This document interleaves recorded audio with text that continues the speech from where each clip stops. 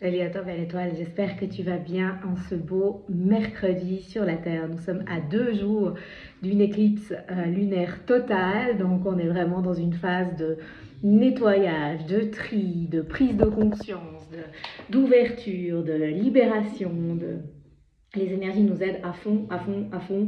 On est dans Vénus rétrograde aussi jusqu'à mi-avril qui nous pousse à l'estime de soi, à oser être dans notre lumière, à la confiance en soi.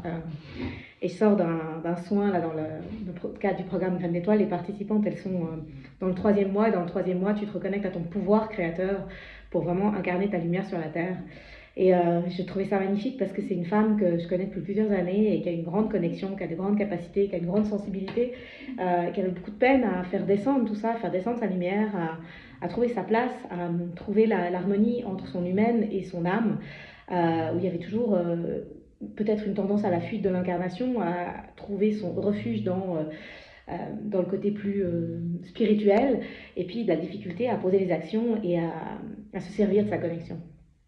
Donc c'est extraordinaire de voir le chemin dans Graines d'étoiles et de voir comme c'est en train de descendre et comme les prises de conscience qu'elle a et les énergies collectives du moment aident aussi à ça. Et on est dans ce mois de mars, quand je me suis connectée en channeling aux énergies du mois, il y avait cette thématique d'oser briller sa lumière, de recontacter sa lumière, de plus être dans les coulisses de sa vie, mais d'être sur la scène et de simplement être soi. Et je vais juste te raconter une petite anecdote. Je trouve ça drôle. Tu as peut-être vu, mes cheveux changent, mon look change. Euh, Moi, dans mon histoire, j'ai grandi avec beaucoup de traumatismes, de blessures, de tortures, tu le sais peut-être. J'ai été l'objet sexuel de deux personnes qui étaient malades.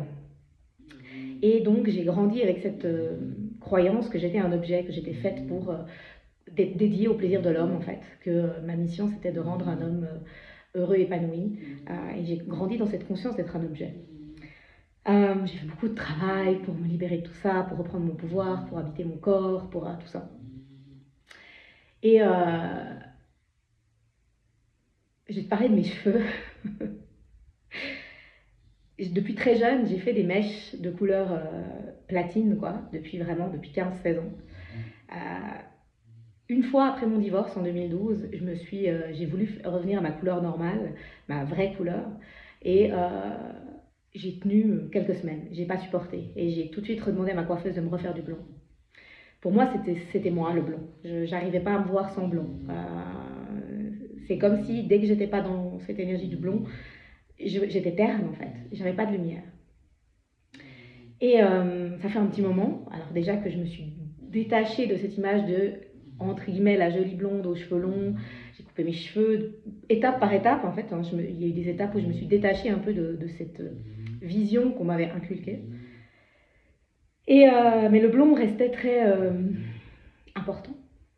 Et comme par hasard, parce que la vie sait nous pousser dans nos retranchements, à chaque fois que j'allais faire mon blond ces derniers mois, voire ces dernières années, c'était jamais fluide. J'arrivais jamais à ressortir avec le blond que je voulais. Euh, donc si j'avais été juste d'un point de vue 3D, je me serais dit, les coiffeurs ne me comprennent pas. Bon, je me disais bien qu'il y avait quelque chose derrière. Je ne voyais pas toujours exactement quoi. J'ai beaucoup travaillé en méditation et sur mes pensées par rapport à ce blond. Notamment par exemple sur la pensée, j'ai besoin d'avoir un blond très clair pour me sentir bien. Et quand je faisais ça, qu'est-ce qui se passait? Il y avait vraiment les mémoires de mon enfance qui remontaient,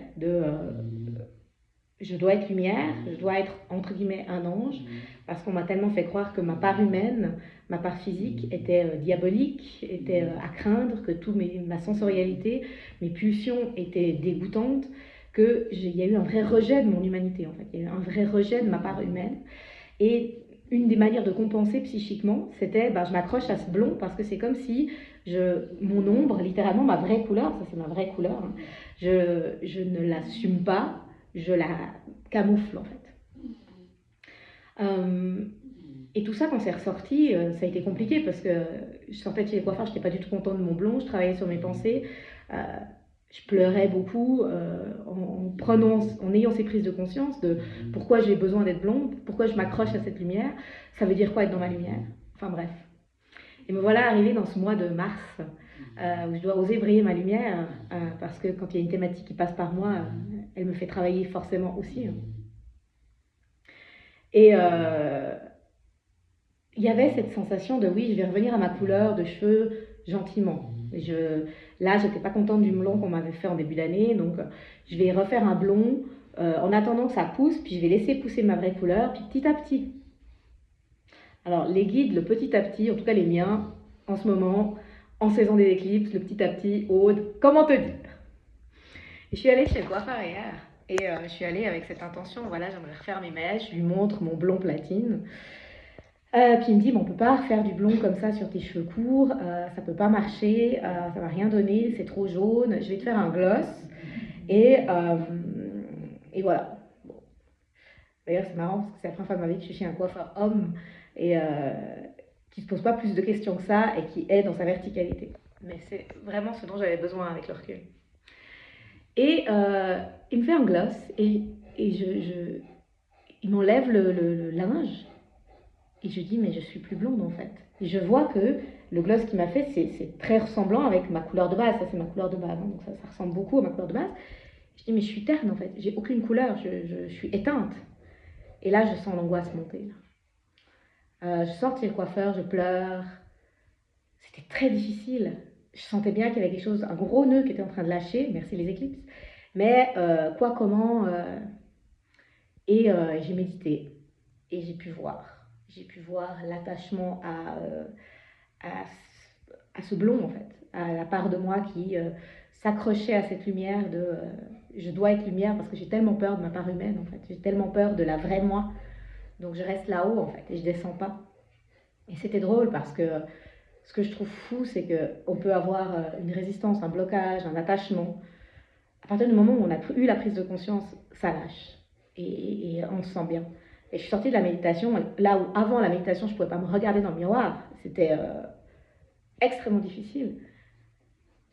Quand je suis sortie de la méditation, il y avait un... Je ne peux plus jamais être blonde, en fait. Je peux plus. Je peux plus me voir en blonde.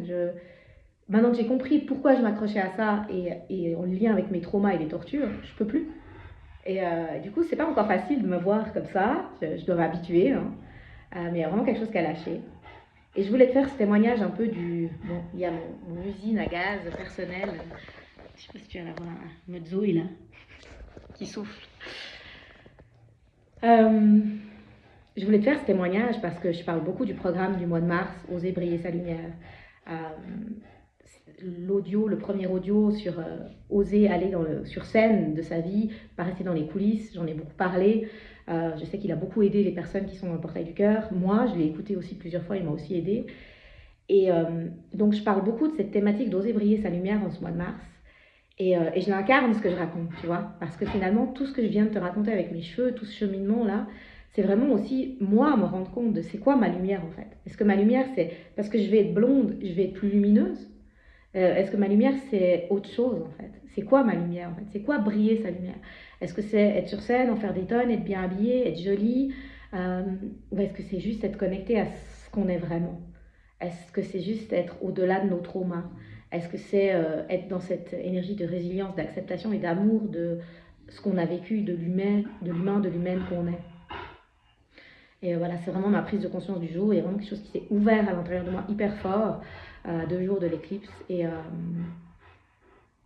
je sais que je ne suis pas la seule à travailler sur cette thématique de briller ma lumière, de oser être moi, d'enlever encore plus les couches. Tu penses que tu en as enlevé et puis il y en a d'autres qui arrivent. Je sais que je ne suis pas la seule à vivre ça en ce moment. Et du coup, c'est pour ça que j'avais envie de t'en parler de manière très authentique ici. Alors voilà, s'il y a une résonance, n'hésite pas à me faire un petit message, à me partager en commentaire ce que tu ressens, si ça évoque des choses en lien avec ce que toi tu vis. Et puis c'est cette thématique d'oser briller ta lumière, d'enlever les masques, elle te parle, ben, tu peux encore t'inscrire jusqu'à vendredi. Je vais canaliser le 2e audio du mois là aujourd'hui et on avance ensemble pour oser briller notre lumière. Je te fais des gros bisous et je te souhaite de vivre une magnifique après-midi sur la Terre.